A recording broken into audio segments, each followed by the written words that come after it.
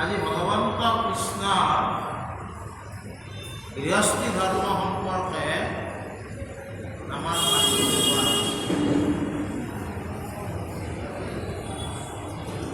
পৰম ব্ৰহ্ম সচ্চিদানন্দ ৰূপ ভগৱন্ত কৃষ্ণ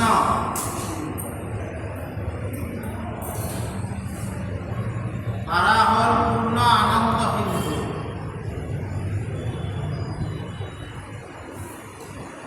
মহাপুরুষ মাধবদেবে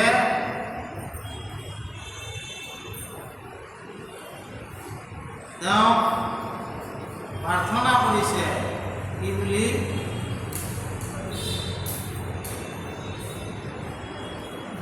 হরিয়ে করুণা সিন্ধু জীবন বন্ধু গতি মতি তুমি নারায়ণ, তুয়া গুণ নাম ভকতর মহাত্মা। হরিয়ে করুণা সিন্ধু আমো ভিখারী মাগো এক বিন্দু। ঈশ্বর হল করুণা সিন্ধু। এই করুণা সিন্ধু ভগবন্তও গৃহস্থী ধৰ্ম পালন কৰাৰ আদৰ্শটো আমাক দেখুৱাইছে।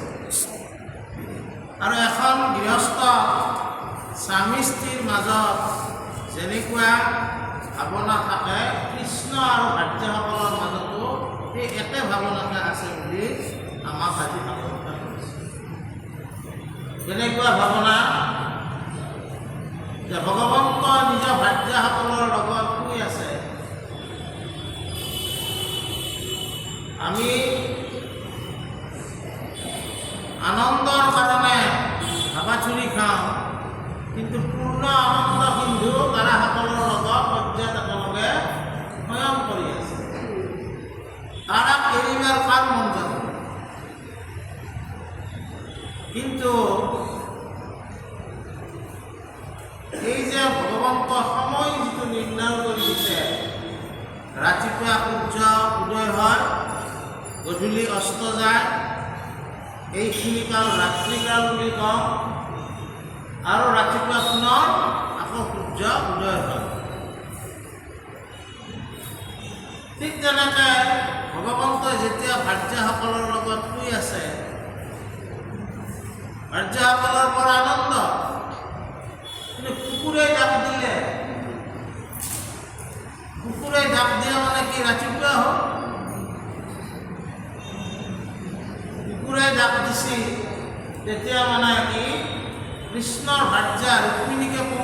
কৰি সকলোৰে তাৰমানে কৈছে যে এই এটা আনন্দত আমি আছিলোঁ, এই আনন্দৰ পৰা আমি বঞ্চিত হ'ব লগা হ'ল।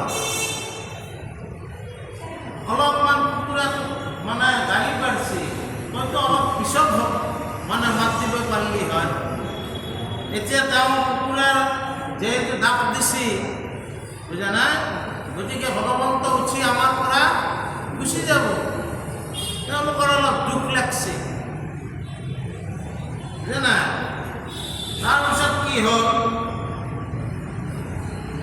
কৃষ্ণ তেজিবে ফেনিতে কোমল ইচ্ছা নাহি তাসম্বাৰ কুকুট পক্ষিক পাপন্ত অধিক শীঘ্ৰে হওক পুৰ মাৰ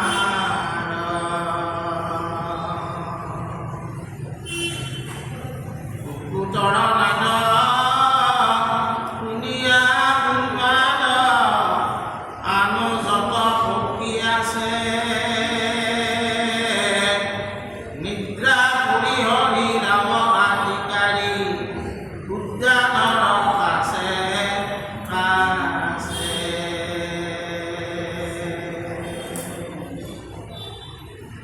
পাৰিজাত বনে পুৰবী পৱনে অমৰ নিদ্ৰা নজাহি অঘনে মধুৰ কুঞ্জৰে প্ৰচুৰ যেন হৰি গুণ গাই। কুকুৰাটোক মানে কৃষ্ণৰ পত্নীসকলে গালি কৰিছে যে তই ডাক দিয়াৰ কাৰণে আমি কৃষ্ণ পৰা আঁতৰিব লাগিব, বুজা নাই। আৰু কুকুৰাটোক কৈছে তই চালা সোনকালে মৰিব লাগে, সেইটো বুজা নাই। তাৰপিছত কি কৰিলে, কুকুৰাই ডাক দিয়াৰ পিছত বাকী যিবিলাক চৰাই চিৰিকটি আছে তেওঁলোকক গম পালে ৰাতিপুৱা আৰু সবে তাৰমানে চবৰে নিজৰ নিজৰ মাত, চৰাইৰ মাত সকলোৰে মাত আছে, সকলোৱে নিজৰ নিজৰ মাতৰ কাৰণ মাত দি যি বাহাত আছিল, ডালত পৰি আছিল, য'তে জুতি জুমীয়া আছিল, চবে তাৰমানে এই ৰাতিপুৱা হেঙুলীয়া বৰণৰ পাত লগত লাগি চবে নাচি বাগি ফুৰিছে। আৰু ভ্ৰমৰবিলাকেও গুণগুণাইছে, তেওঁলোকৰ গুণগুণি চৰাইৰ কুলকুলনি যেন হৰিনামৰ ধ্বনিহে হৈছে, সেই জেগাখিনি তেনেকুৱা হৈছে। তাৰপিছত কি হৈছে, বাজনী আজত সেৱক আশ্ৰয় নীতি অৱসান জানি নানা বাদ্য গাই কৃষ্ণক জগাৱে পকতীয়া সাধু বাণী দাসম্বা ভগালী পাৰন্ত বিকলে কৃষ্ণৰ কামিনী জন প্ৰভাত নহওঁতে প্ৰভুক জগাৱে ভংগ কৰে কালি গণ। আৰু ক্ৰমাগতভাৱে কুকুৰাই জাপ দিলে, চৰাইবিলাকে কুলকুলনি কৰিলে, আৰু ভ্ৰমৰে গীত গালে, লাহে লাহে মানে এহুজালি ফালি সূৰ্যও ওলাবাৰ মানে ইচ্ছা কৰিছে। হেন সময়তে বাজনাবিলাকে বাজনা বাজি কৃষ্ণক জাগৰণ কৰিছে, আৰু সেই পদ্ধতিটো আমাৰ প্ৰসংগতো আছে। জাগৰণ যিটো ব্যৱস্থা, আৰু মহাপুৰুষে আমাৰ ধৰ্মলোচনী সভা শ্ৰী শ্ৰী শংকৰদেৱ মন্দিৰে আমি যি উৎসৱ পালন কৰোঁ, তাতেও এটা জাগৰণ কৰা আমি উষা কীৰ্তন বুলি নাম দিছোঁ। ৰাতিপুৱাই কি নগৰত উষা কীৰ্তনটো গাই সকলোকে বোলে ৰেডি হওঁ, নামত যাব লাগিল, সেৱা কৰিব লাগিল ইত্যাদি ইত্যাদি। অহে নিজৰে কমলাপতি অ হৰি পৰভাতনিন্দ দেৰি চান্দ মুখ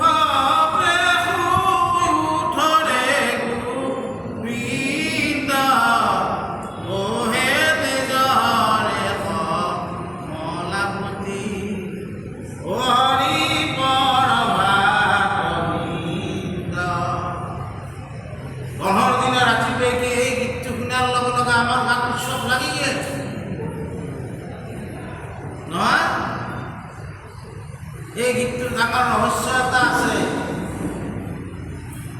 এই যিটো সুৰ এইটো আচলতে বৰগীতৰ সুৰ নহয়, এইটো খঞ্জৰী নামৰ সুৰ।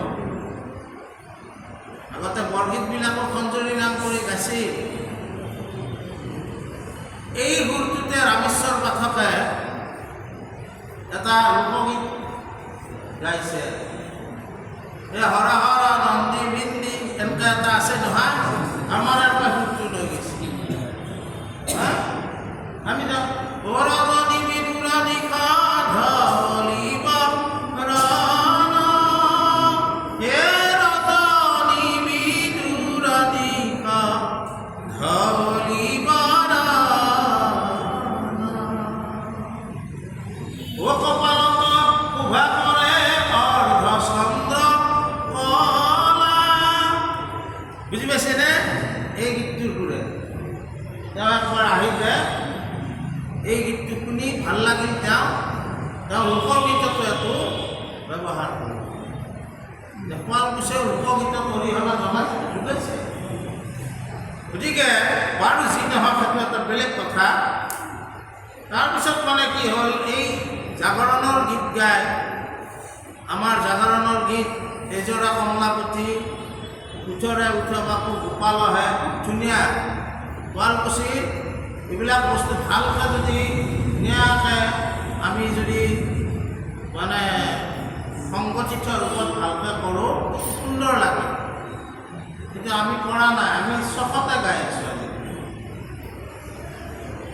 উঠ উঠ বাপু চান্দ বয়ন এইবিলাক গীত ৰাতিপুৱা গোৱা হয়, জাগৰণৰ গীত।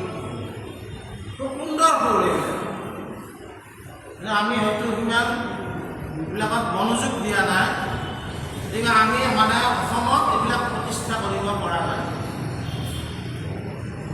উঠৰে উঠ বাপু চান্দ বয়ন জপোৱা মামে তাকে ঘনে ঘন উঠৰে উঠ বাপু চান্দ বয়ন উঠৰে উঠ বাপু গোপালয়ে। কি সুন্দৰ সুন্দৰ সুৰ। এই সুৰেৰে বাদ্য বজাই কৃষ্ণক মাতি আছে। লগত থকা পত্নীসকলে অলপ পিছত ভজনাটো বজালি নহ'ল হৈ যায়। তেওঁলোকৰ খং উঠিছে যে কৃষ্ণই তেওঁৰ কাষৰ পৰা এতিয়া গুচি যাব। তেতিয়া কি হৈছে যে আমি ভগৱন্তৰ আলিংগনত আছিলোঁ, তেওঁক আলিংগন কৰি আছিলোঁ। সেই আলিংগনৰ সুখ মানে কৃষ্ণৰ লগত একাত্ম হৈ থকাৰ সুখটোৰ পৰা আমি কি হওঁ, বঞ্চিত হওঁ। গতিকে তেওঁলোকৰ খং উঠিছে। তাৰপিছত কি হৈছে, হে ৰাম দুই দণ্ড সিটো দুই দণ্ড অৱসান নেকি সবাৰো ভৈল দুৰ্গম ভীষ্মক নন্দিনী ৰুক্মিণী তাক দেখিল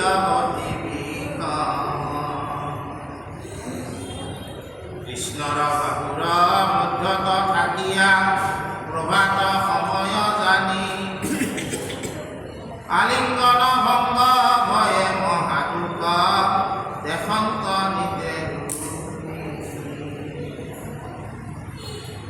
হে ৰাম লক্ষ্মী ৰূপে যদি হৃদয়তে থাকা মুকুন্দৰ মুখ চাই প্ৰভু মাধৱৰ প্ৰেমন আলিংগন দে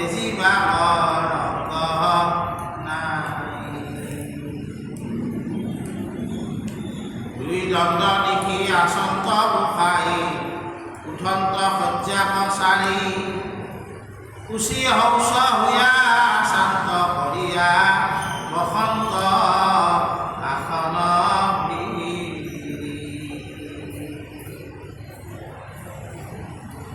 নিৰ্বিষয় ৰূপ হুয়ায়া গুণাক প্ৰকৃতিত পৰ কৰি অখণ্ড মণ্ডল পৰম নিৰ্মল পৰমাত্মা জ্ঞান অবিদ্যা বৰ্জিত উপাধি ৰহিত ব্যয় নাহি উপকাশ সৃষ্টি স্থিতি নাশ নিৰীক্ষণ দেখিয় যাৰ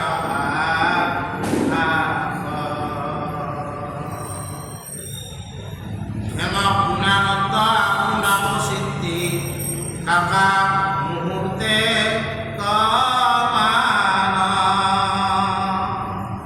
ভকতকহি চিন্তি ভাগৱতী শিক্ষা দেন্ত নাৰায়ণ।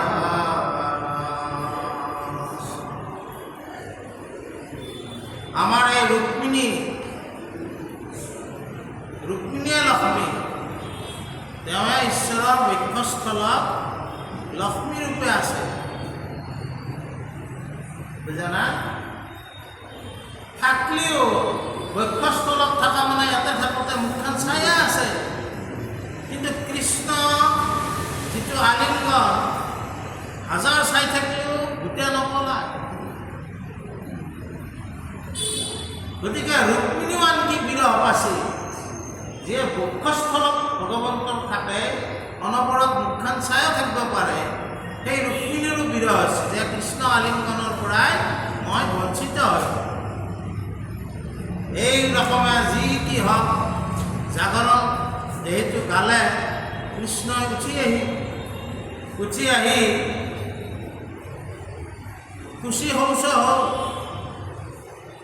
আমাৰ যেনেকৈ নিয়ম উঠিলোঁ, আমি উঠি কিনে কি কৰিলোঁ, আমি তাৰমানে আমাৰ যিখিনি পানী কাৰ্য আছে কিবা কাৰ্য আছে সেই সমস্ত সমাপন কৰিলোঁ। কৰি ভগৱন্তই কি কৰিছে, এই খুচি সংযমন হয় তেওঁ বস্ত্ৰ সম্ভাৰ পিন্ধিছে আৰু কিছু সময় নিৰ্বিষয় ৰূপ লৈছে। তাৰমানে কি, আপোনালোক সকলোৱে সংহাৰী, আমি সকলোৱে সংহাৰী, কিন্তু ভগৱন্ত এই সময়ত নিৰ্বিষয় ৰূপ লৈছে। তাৰমানে কি, ইমান সময় বিষয় ৰূপত আছে, নিজৰ পত্নীৰ লগত শুই আছে, নিজৰ পত্নীক আলিংগন কৰি শুই আছে, আৰু বিষয়ত থকা কাৰণে পত্নীসকলে দুখ পাইছে। ভগৱন্তই যেতিয়া গা পা ধুই খুচি সংযমন হ'ল, তেওঁ কি ৰূপ ল'লে, এইবাৰ নিৰ্বিষয় ৰূপ। তাৰমানে আমি যি সংসাৰত আছোঁ এই সংসাৰখন অলপ সময় ত্যাগ কৰিছে, বুজি পাইছেনে? তাৰমানে আমিও যেতিয়া প্ৰাৰ্থনা কৰোঁ ভগৱন্তক গুৰু সেৱা কৰোঁ, তেতিয়াও আপোনালোকে এই বিষয় ৰূপটো অলপ সময় এৰি দিব লাগে। এই যিটো আমাৰ বিষয় ৰূপ, অনবৰত বিষয়ে আমাক টানি আছে, সেই মুহূৰ্ত 5 মিনিট সময় যি গুৰু সেৱা লওঁ, সেইখিনি সময়ত কৃষ্ণই যেনেকৈ নিৰ্বিষয় ৰূপ লৈছিল, আমিও নিৰ্বিষয় হ'বাক লাগি চেষ্টা কৰিব লাগিব। আপোনাৰ কেইটা ল'ৰা ছোৱালী, বাকচত কেইটোলা সোণা আছে, কাটাতে কিমান পইচা পাবা আছে, এই সকলো চিন্তা বাদ দি একমাত্ৰ ভগৱন্তৰ চিন্তা সেই সময়খিনিত আমি কৰিব লাগিব। তাকে কৈছে নিৰ্বিষয় ৰূপ। ভগৱন্ত ইমান সময় শুয়ে আছে, সামান্য মানুহৰ দৰে পূৰ্ণ আনন্দ সিন্ধু হৈও তেওঁৰ ভাৰ্যাসকলক আনন্দ দিয়াৰ নিমিত্তে তেওঁলোকৰ লগত মনুষ্যৰ লীলা কৰি আছে। কিন্তু এই সময়খিনিত তেওঁ কি হৈছে, নিৰ্বিষয় ৰূপ লৈছে। গতিকে গুৰু সেৱা কৰোঁতে, ঈশ্বৰ সেৱা কৰোঁতে আমি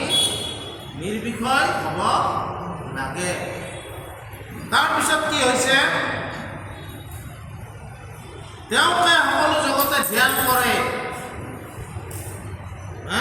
সনক সনন্দ যোগী যাক ধ্যান, সকলো নিগমে যাব বিচাৰি নাপায়। সহস্ৰ বয়নে যাৰ নপাৱন্ত সীমা, অধমে জানিব জ্ঞান তোমাৰ মহিমা। আতুৰ ভৈলো বৰ বিষয় বিকলে, কৰিও উদ্ধাৰ মুখ চৰণ কমল। গতিকে সেই জগতৰ সকলোৱে যিজনক ধ্যান কৰে, তেওঁ মনুষ্য ৰূপত কি কৰিছে? নিজকে ধ্যান কৰিছে। তেওঁ কাক ধ্যান কৰিব? আমি ঈশ্বৰক ধ্যান কৰিম। ঈশ্বৰে কাক ধ্যান কৰিব? ঈশ্বৰে নিজকে ধ্যান কৰিছে। আৰু নিজকে ধ্যান কৰি যিবিলাক অবিদ্যা, সেইবিলাক বৰ্জিত কৰিছে। অবিদ্যা মানে কি? মোহবিলাক অবিদ্যা। পঞ্চ প্ৰকাৰৰ মোহে অবিদ্যা। এই মোহটো বৰ্জিত কৰিছে। সৃষ্টি স্থিতি প্ৰলয়ৰ যিজন অধিকাৰী, তেওঁ কি কৰিছে? মনুষ্য ৰূপত এই কৰ্মখিনি কৰিছে। এই মুহূৰ্তমান ভগৱন্ত পুৰুষক ভগৱন্ত পুৰুষেয়ে চিন্তা কৰিছে যে আমিও কৃষ্ণৰ যিহেতু গাৰ্হস্থ জীৱন, আমিবিলাক কৃষ্ণ দাস। আমি ইয়াতে লগ লগাবিলাক সকলোৱে কৃষ্ণ দাস। ভগৱন্ত কৃষ্ণই যিটো গাৰ্হস্থ জীৱন অতিবাহিত কৰিছে, আমিও সেই জীৱন অনুসৰণ কৰিব লাগে। গতিকে বাপসকল, আইসকল, আমি যেতিয়া গুৰু সেৱা কৰোঁ, তেতিয়া আপোনাৰ বিষয়ৰ কথাবিলাক অলপ সময় ত্যাগ কৰি কেৱল ঈশ্বৰকে চিন্তা কৰাৰ কাৰণে যত্ন কৰিব লাগে। তাৰপিছত কি কৈছে? অনন্তৰে বিধিমত পূৰ্ণ জলে প্ৰতিনিতে, কৰংগ মাধৱে মহাস্নান, সন্ধ্যা কৰি ব্ৰহ্মজপী দেৱগণ পিতৃগণ গৰ্ভী, আদিত্য দেৱ গৰ্ভ দান। এতিয়া অলপ বিস্তৃত ৰূপত কৈছে। পুণ্য জল তেওঁ স্নান কৰিছে। পুণ্য জল কেনেকৈ হ'ব? আমি যেতিয়া ৰাতিপুৱা গাত পানী ঢলিব ওলাওঁ, গা ধোৱাৰ নিয়মটো কি? নৱদুৱাৰ প্ৰথমে প্ৰক্ষালন কৰিব লাগিব। চকু দুটা দুখান যোৱা, নাক দুটা দুখান যোৱা, কাণৰ ৰন্ধ দুটা দুখান যোৱা, ছয়খান, মুখখান সাতখান, সূৰ্যদাৰ পাছতদাৰ, এই সমস্ত দুৱাৰ প্ৰথমে প্ৰক্ষালন। গাত পানী ঢালি দিলে স্নান বুজায়। এই প্ৰক্ষালন কৰি কৃষ্ণ বুলি জল গাত ঢালিব। ক'ৰ পৰাই ঢালিব? প্ৰথম ভৰিৰ পৰাই। এই নিয়মবিলাক আপোনালোকে পালন কৰিব লাগি চেষ্টা কৰিব।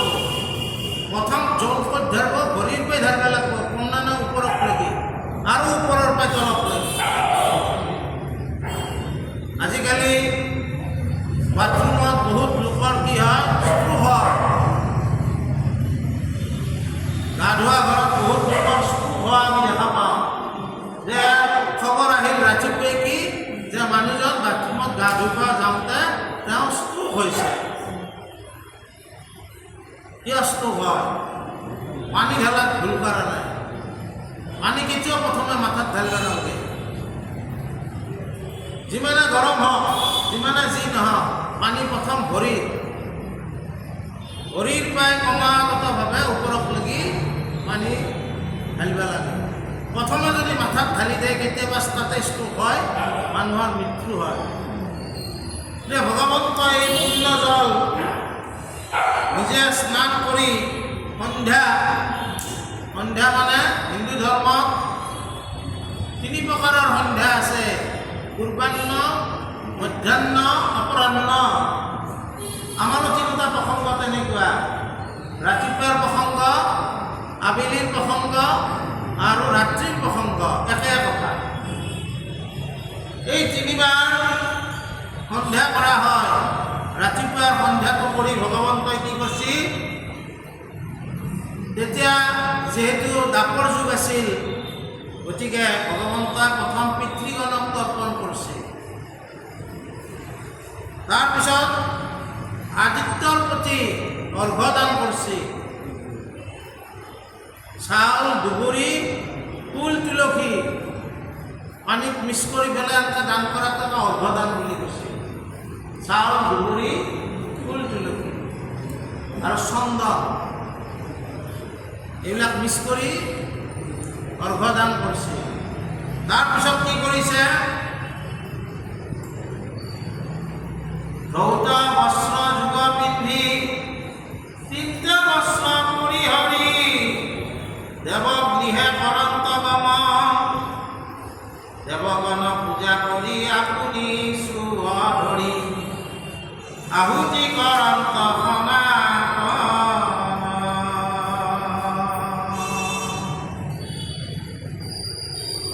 প্ৰভাততে হোম দিয়া আদিত্যক আবাহিয়া আপোনাৰ অংগ যত দেৱ দাসম বাপচৰ ভিয়া ঋষিগণ বিপৰ্যয়া পিতৃ মাতৃক কৰা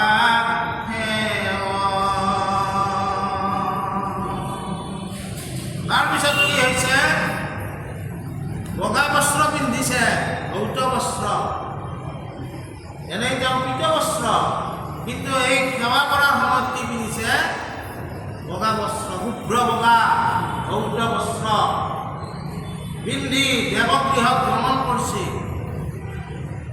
আপোনাৰ থাপনাখনে দেৱগৃহ, বেলেগত দেৱগৃহ নাই। শংকৰদেৱেও যেতিয়া বৰদোৱাত ধৰ্মৰ 4 খুঁটি মাৰিছিল, তেতিয়া তেওঁ এই গৃহটোক কি বুলি কৈছিল, হৰিগৃহ বা দেৱগৃহ। বুজা নাই?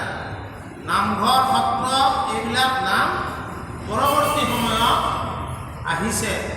সত্ৰ নামটো গুৰুজনে ব্যৱহাৰ কৰিছে মান্য কৰি পুতক পাতিলা সত্ৰ তথা সৌনক প্ৰমুখ্যক শুনে ভাগৱত কথা। কিন্তু শংকৰদেৱে এই গৃহটোৰ নামটো প্ৰথমতে কি বুলি কৈছিল, দেৱগৃহ বা হৰিগৃহ। আৰু যেতিয়া ধৰ্মটো কিছু গ'ল, ইয়ে সত্ৰৰ ৰূপ ল'লে আৰু ইয়ে নামঘৰৰ ৰূপ ল'লে। বুজে না? এতিয়া আমাৰ কথাটো হ'ল কি কৰিছে, তেওঁ প্ৰভাত তেন্তে দেৱ পূজা কৰি যেতিয়া দাপৰত পূজাই আছিল, তাৰপিছত হোম কৰিছে। আদিত্য মানে সূৰ্যক তাৰমানে প্ৰকাশমান বিষ্ণু বুলি কোৱা হয়। আমি বিষ্ণু ভগৱন্ত ব্যাপক ৰূপত আছে। সমস্ত ভিতৰতে আচুমণি হৰি অবাক মানিবা তুমি বিষ্ণু বুদ্ধি কৰি ব্যাপক ৰূপত আছে। আপোনাৰ তাতো বিষ্ণু আছে, জগতৰ সকলোতে গোটেইটো বিষ্ণু আছে। এই কি কথা গোটেইটো বিষ্ণু আছে, যাৰ কাৰণে নৰসিংহ তাৰ পৰা ওলাই আহিছে। কিন্তু প্ৰকাশমান বিষ্ণু কোনে? সূৰ্যটো। আমাৰ পঞ্চপ্ৰকাৰৰ পূজা আমাৰ বাৰু নাই, কিন্তু পঞ্চপ্ৰকাৰৰ পূজা সূৰ্যক সৃষ্টিৰ প্ৰতীক বুলি ধৰা হয়। সৃষ্টিৰ প্ৰতীক বুলি সূৰ্যক ধৰা হয় আৰু তেওঁকে প্ৰকাশমান বিষ্ণু বুলি ধৰা হয়। কাৰণ আমি যদি চাওঁ, পৃথিৱীখন বৈজ্ঞানিকভাৱে যদি চিন্তা কৰি চাওঁ, সূৰ্যৰ কাৰণে পৃথিৱীখন চলি আছে, ভগৱন্তৰ কাৰণে চলি আছে। কিন্তু ভগৱন্তই দায়িত্ব দিছে সূৰ্যক। সূৰ্যই পোহৰ দিব, পাতে পত্ৰ হৰিত তোলা, তাতে এটা প্ৰক্ৰিয়া হ'ব, আলোক সংশ্লেষণ বুলি কয় বৈজ্ঞানিক ভাষাত। তাৰ ফলত সি জীয়াই থাকিব গছলতা তৃণভোজী খাব, তৃণভোজীক মাংস ভোজী খাব, এই স্বপ্ন কৰি আমি ঘূৰি আছোঁ। বুজা না? এই প্ৰকাশমান বিষ্ণুক আবাহন কৰিছে যে তুমি এই পৃথিৱীৰ ভূমণ্ডলৰ জীৱৰাশিক তুমি চলাই থাকা। তাৰপিছত কি কৰিছে? এই নিজৰ দেহত থকা দেৱতাসকলক চিন্তা কৰিছে। আমাৰ অংগবিলাকত দেৱতাসকল আছে, বাহুত ইন্দ্ৰ আছে, জিভাত বৰুণ আছে, ইত্যাদি ইত্যাদি। আমি সেইবিলাক লাগি নাযাওঁ, বুজি পাইছে না? দেহটোতে আছে। এই সমস্ত কৰাৰ পিছত নিজৰ পিতৃ মাতৃক সেৱা জনাইছিল। এতিয়া আমাৰ ইয়াতে যিসকল আইসকল বাপুসকলৰ পিতৃ মাতৃ আছে, গুৰু সেৱাৰ পিছত আপোনালোকে পিতৃ মাতৃক সেৱা কৰেনে? আছিতেই নকৰ। গতিকে যদি আজি আমি ভাগৱত শুনে বুলি ভাবোঁ, তেতিয়াহ'লে কৰিব লাগিব ঘৰত থাকি। যদি আমি ভাগৱত শুনে যথাৰ্থতা প্ৰমাণ কৰিব চাওঁ, যদি আমাৰ পিতৃ মাতৃ আছে, শাহু শহুৰ আছে, তেনেহ'লে আমি গুৰু সেৱা কৰাৰ পিছত তেওঁলোককো একবাৰ সেৱা কৰবা। এই আচৰণটো আমি শিকিব লাগিব, কাৰণ এই আচৰণটো ভগৱন্তই নিজে কৰিছিল। চেষ্টা কৰিব, প্ৰথমে লাজ লাগিব, বুজা নাই? কেইদিনমান আগতে তৰ্ক লগা শাহুৰ লগত মই কেনেকৈ সেৱা কৰোঁ, বুজা নাই? কিন্তু সেৱা কৰাৰ পিছত তৰ্ক চৰ্ক চব কমি যাব, ঘৰত শান্তি বিৰাজমান হ'ব। বুজি পাইছে না? তাৰপিছত কি হৈছে? হে ৰাম, যাদৱ বংশৰ যত জ্ঞান বিদ্যয় আছে মনে, কৃষ্ণকান্ত কৰন্ত সন্মান, অভ্যাসগত পূজা কৰি সবাহাকে মন কৰি বসন ভূষণ দেন্ত প্ৰথম মুকুতা বাচি বৎস সমনিতে আনি মুকুতাৰ মালা দিয়া গলে, হেম সিংহী ৰৌপ্য পুৰা বস্ত্ৰে মন্দি ভতস্ৰৱা ধেনু ছয় আনি কৌতূহলে, বৈষ্ণৱ বিপ্ৰক মানি বিধিমতে চক্ৰপাণী মন্দি ভাল, বস্ত্ৰ অলংকাৰ ঘৰে ঘৰে প্ৰতিদিনে ধেনু কৰা, ধেনু দান কৰা বহু চতুৰাশী 13,000।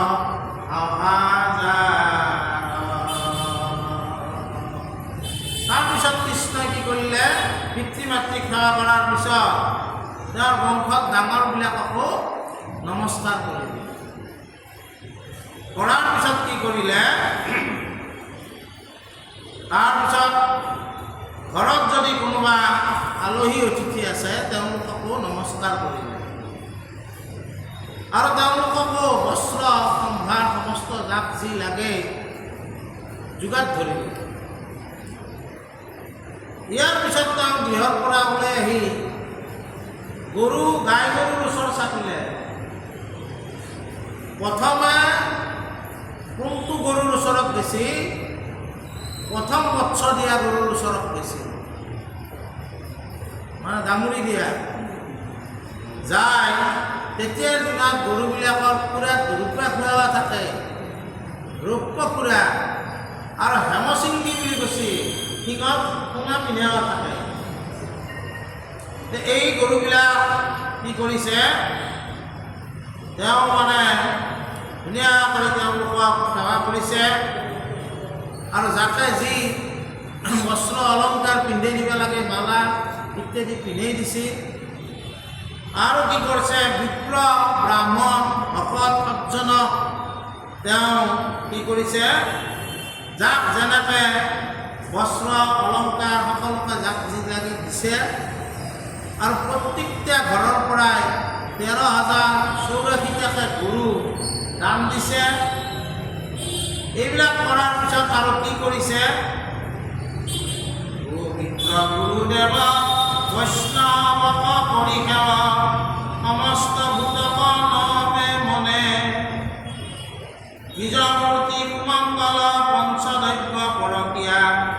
পাছে জানত অন্নৰ ভৱনে অভ্যাগত গুৰুজনক ভোজন কৰাই আছে পুত্ৰ মিত্ৰ ভাতৃ সমনিতে চৰৰস পঞ্চামৃত অন্ন সৰ্ব গুণান্বিত কুঞ্জন্ত মাধৱে বিধি প্ৰতে ভোজন সময়ে হৰি মহাভাগৱত শুনি একচিত্তে থকা মন ধৰি পাছে আচমন হুয়া মুখে হৰি টকি দিয়া সুখাসনে বসন্ত মুৰাৰী কৰ্পূৰ তাম্বুল সাজি ভাজ্যালনে যোগাবন্ত ভোজন্ত মাধৱে সুখবাস পাছে ভক্তজনে আজানি দিব্য বস্ত্ৰ শয়নি বহুক কৰাবে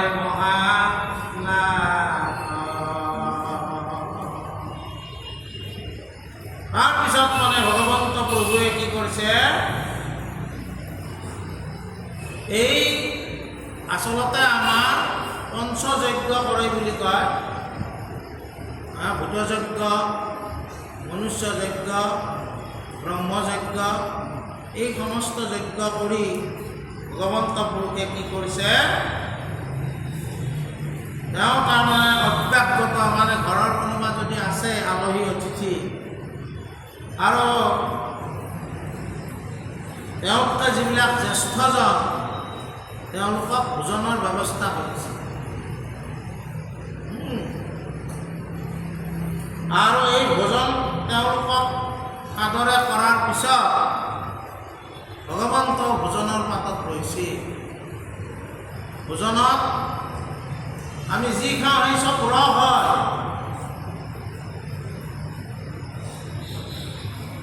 আমি যি খাওঁ চব ৰস হয় ৰস কেই প্ৰকাৰ 6 প্ৰকাৰ তিতা কেহা মিঠা জ্বলা আৰু কি কেহাটো ক'লো ডিগ্ৰী খোৱাটোৰ ওপৰতে আৰু এটা ক'লা কোৱা কি কি খাইছা তুমি খাৱাত ভাল পোৱা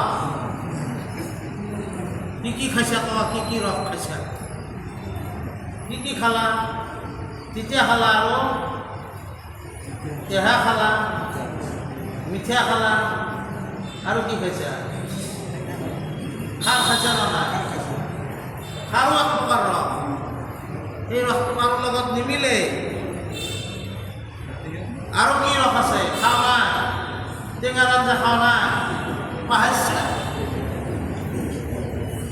নহয় তিতা খাইছোঁ মিঠা খাইছোঁ টেঙা খাইছোঁ কেহা খাইছোঁ আৰু খাৰ খাইছোঁ এই 6 বিধ ৰস যে ভগৱন্ত নিজৰ অন্নত এই ৰসবিলাক গ্ৰহণ কৰিছে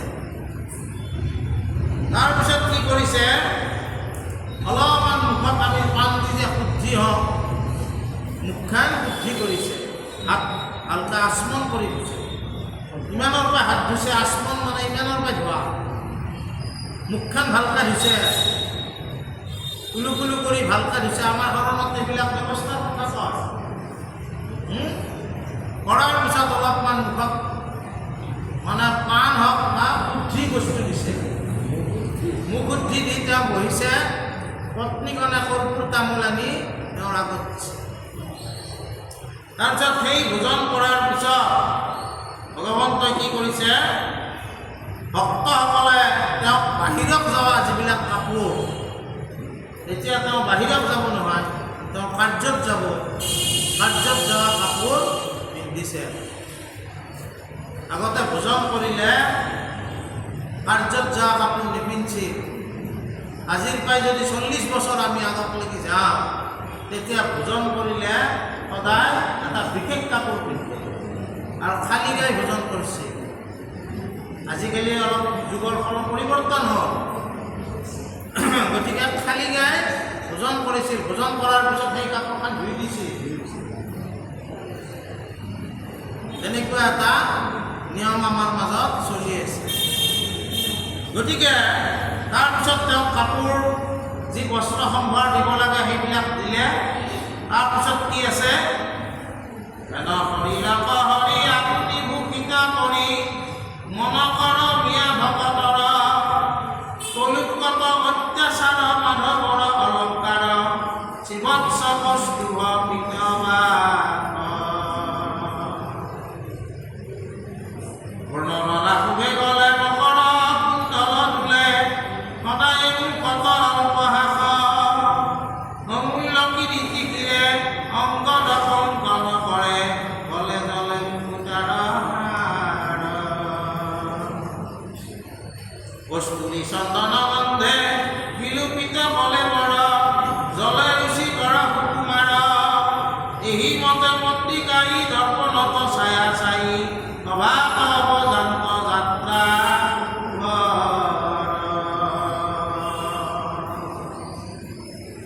তাৰমানে কি হৈছে? এই বস্ত্ৰ সম্ভাৰ পিন্ধি ভগৱন্তৰ যিটো ৰূপ শিৱৎস পান্তি মকৰ কুণ্ডল কৌস্তভ মণি বনমালা সমস্তখিনি তেওঁৰ যিটো ৰূপ সেই ৰূপটো সমস্তখিনি পৰিধান কৰিছে। কৰাৰ পিছত কি হৈছে? অলপমান কস্তুৰী চন্দন গাত লৈছে। আপোনালোকে লয় নহয় চেণ্ট লয় মাইকী মানুহবিলাকে আৰু মতা মানুহবোৰে জিউ নে কি বুলি কয় এইটো স্প্ৰে মাৰি লয় নহয়, হয়নে না?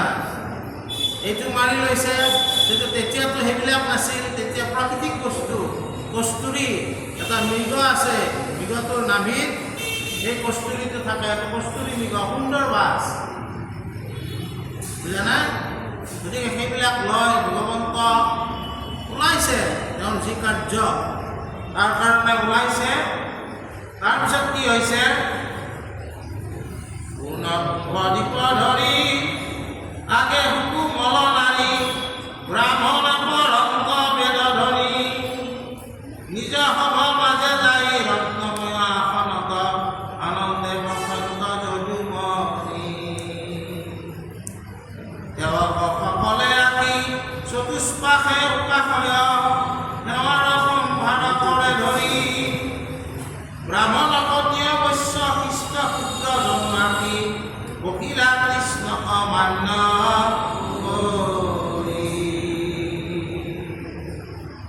এইবুলি গৃহৰ পৰা যেতিয়া ওলায় তেতিয়া তেওঁ সকলোৱে সম্ভাষণ জনাইছে। পানী ভৰা কলত বন্তি দি কিনে আমাৰো এই শুভ কাৰ্য হ'লে আগতে কি কৰিছিল? ভৰা কলহৰ ওপৰত এখন বন্তি দেই নহয়, এইগিলা ভগৱন্তৰ দিনৰ পৰাই চলি আহিছিল। এই দুয়েৰ মুখতে কলৰ পুৰিৰ মূৰত দেখছিল আগতে, বুজা? তাৰমানে কি হয়? এই বন্তি দেই ভৰা কলহ য'তে যায় তাতে যাতে সকলো কাৰ্য সাধন হয়, এইবিলাক আমাৰ এটা বিশ্বাস। ভগৱন্তৰ দিনৰ পৰা এইবিলাক হৈছে। তাৰপিছত তেওঁ আসনত বহিছে, তেওঁক সেৱা কৰি কৰি কৰি মানে চাৰি জাতি ব্ৰাহ্মণ ক্ষত্ৰিয় বৈশ্য শূদ্ৰ সকলোৱে নিজৰ নিজৰ আসনত বহিছে আৰু সেৱকসকলে চামৰ আদি ধৰি তেওঁক বিচি আছে। সেৱকসকলে তেওঁৰ সেৱা কাৰ্য কৰি আছে। আজি ইমানতে আমাৰ পাঠটো শেষ হৈছে। আমাৰ কথা হ'ল কি যে ভগৱন্তই যিটো আদৰ্শ আমাক মনুষ্য ৰূপত দেখুৱাইছে, সেই আদৰ্শটো আমি মনুষ্যসকলে অনুসৰণ কৰিব লাগে। আজি আমাক কি ক'লে ভাগৱতে? যেতিয়া আমি গুৰু সেৱা কৰিম সেই সময়খিনি আমি অলপ আমাৰ সংসাৰৰ মায়া মোহৰ পৰা মুক্ত হ'বলৈ চেষ্টা কৰিম। আৰু আমাৰ যেতিয়া গুৰু সেৱা কৰিম, তাৰপিছত গুৰু সেৱা কৰাৰ পিছত ঘৰৰ যদি শাহু শহুৰ আছে, নিজৰ পিতৃ মাতৃ আছে, তেওঁলোককো আমি একবাৰ সেৱা কৰিম। তাৰপিছত আমাৰ কি হ'ব? চৰাই স্বীকৃতি ইত্যাদিৰ কাৰণেও আমি অলপ চিন্তা কৰিম বা কিবা এটা কৰ্ম কৰিম। তাৰপিছত ঘৰৰ অতিথিসকলক ভোজন কৰাই নিজেও ভোজন কৰিম আৰু বস্ত্ৰ সম্ভাৰ পিন্ধি নিজৰ কামক লাগি আমি ওলাই যাম। কামক লাগি ওলাই যোৱাৰ সময়ত যিজনে কামক যায়, স্বামী স্ত্ৰী আজিকালি উভয়ে কামক যায়, ইজনে সিজনক সম্ভাষণ জনাইহে যাব লাগে। যিকোনো কৰ্মক যোৱাৰ আগত মানুহজনৰ মনটো যাতে ভালে থাকে তেওঁক এটা ভাল সম্ভাষণ জনাব লাগে। যে এইখিনি কথাকে আজি আমি আলোচনা কৰিলোঁ, ভৱিষ্যতে বাকীখিনি আমি আলোচনা কৰিম। কৃষ্ণ অপৰাধ